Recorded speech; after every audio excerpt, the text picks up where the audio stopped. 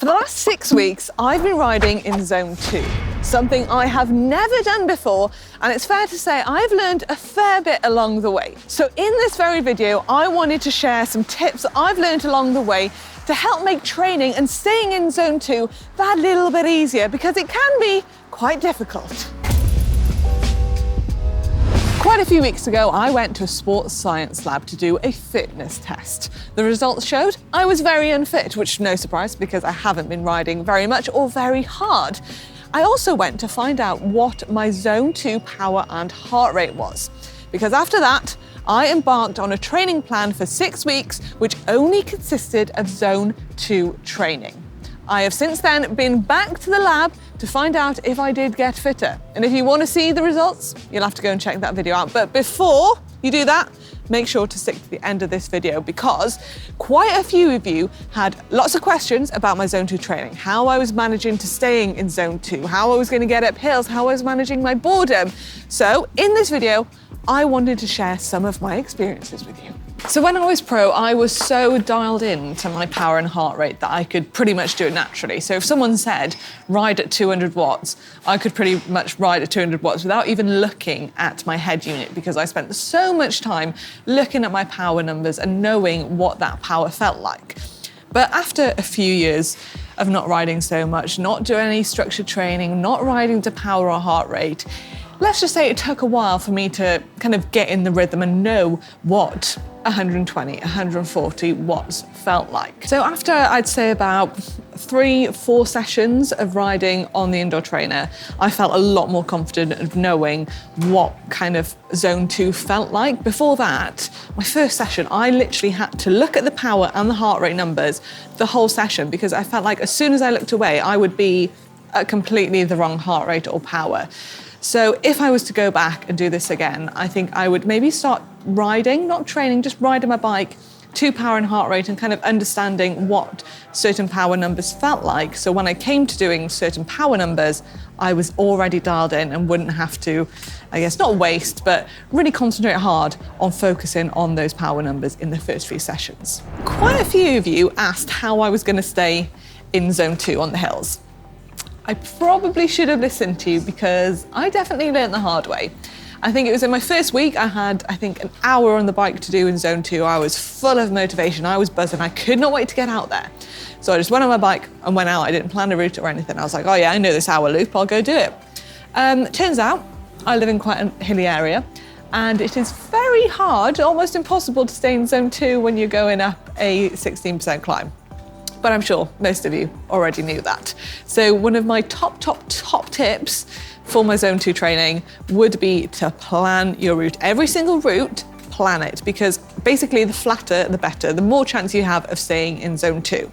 So what I tend to do is get on Strava, plan out my route, plan where I want to go, and then I'll take a deep dive into the elevation map, and if there are any big climbs or big spikes, I'll basically see if there's an alternative way around which is flatter, and then it just makes everything a hell of a lot easier to stay in Zone 2. But the Strava police were very eager to point out that I wasn't staying in Zone 2, but I'd like to think that me doing this training plan and heading out on a ride and maybe not staying in Zone 2 for 10 or 20 seconds here and there is very realistic, because I guess unless you live in a very flat area, you're probably going to have the same problem if you try to take on this Zone 2 plan as well. So that's how I'm going to look at it. So given the challenges of where I live, in quite a hilly area, and the weather, I ended up doing quite a lot of my sessions on the indoor trainer. I think I did about 80% of them indoors, which is quite a lot. But one, I really don't mind. I'm very used to riding indoors throughout my career, so I just don't mind it. Two, it is way easier to stay in Zone 2. It's a controlled environment. You know you're not going to go up any mountains. You know the weather's going to be fine. And three, if you think about when you head out on the road, you've got traffic lights, junctions, downhills, lots of sections where you're not pedaling or you can't keep in Zone 2. Whereas on the indoor trainer, you are pretty much pedaling 100% of the time. So I like to see it as you're getting more bang for your buck. And four, I got to ride with you lovely lot on Zwift, which was an absolute lifesaver at times because I was getting quite bored of my own company.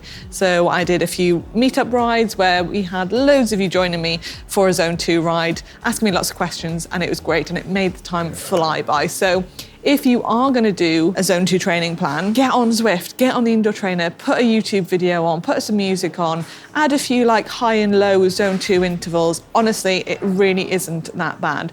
So anything over an hour and a half, I tried to get outside for, because anything over an hour and a half, I think I would be brain dead if I tried to stay on the indoor trainer because that is a long time. But yeah, anything over that, outdoors, anything under, yeah, just on the indoor trainer, it's fine. Another tip I think that has really helped me is to be smooth and efficient on the bike. No big surges that are going to put you out of that precious Zone 2. And I was doing sessions where I had to keep my heart rate right at the top of Zone 2, so between 150 and 155 beats per minute. And that is a very small margin, only 5 beats. So if I got out the saddle, I would instantly go over that when I'm already at the top of my Zone 2. So just really focus in on, when you get to a little incline or you want to get out of the saddle, change down a gear and try and keep nice and smooth, because it's really going to help you not only stay in Zone 2, but just make you a smoother bike rider altogether. So this is one that Sai has been banging on about in previous Zone 2 videos. And I'll be honest, I didn't really understand what he was on about. But now I kind of get it. And basically Sai said that if you can't breathe through your nose, you're drifting out of Zone 2. And after a few rides, I kind of understand now. And I felt like taking really deep breaths, breathing through my nose, kind of helped me stay in that Zone 2. And it's really weird because never throughout my whole 6 weeks of training, I ever felt like I was properly training. It just felt like I was riding my bike. I was never really out of breath. I never really broke into a sweat. Now, it sounds weird to, breathe through your nose when you're riding your bike or take deep breaths. But honestly, give it a go if you are trying to ride in Zone 2. And it's also a great way of determining whether you are in Zone 2 if you are training maybe without heart rate or a power meter. And I'd say my last tip would be, that has been really helpful, is setting an alert on my Wahoo head unit that will basically beep at me if I go out of Zone 2.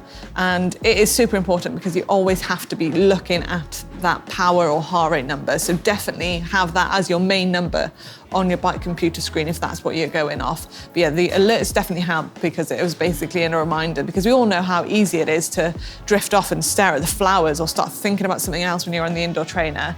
And then that just brings your focus back to your Zone 2, in the zone, you stay there. So those are some of the things that I've learned from training in Zone 2 for 6 whole weeks. If you've ever done something similar, or you've started training in Zone 2 and you've figured out something that's really helped stay in that precious Zone 2, drop it down in the comment section below. And don't forget to check out my video where I find out if I did get fitter or not so fit from Zone 2 training.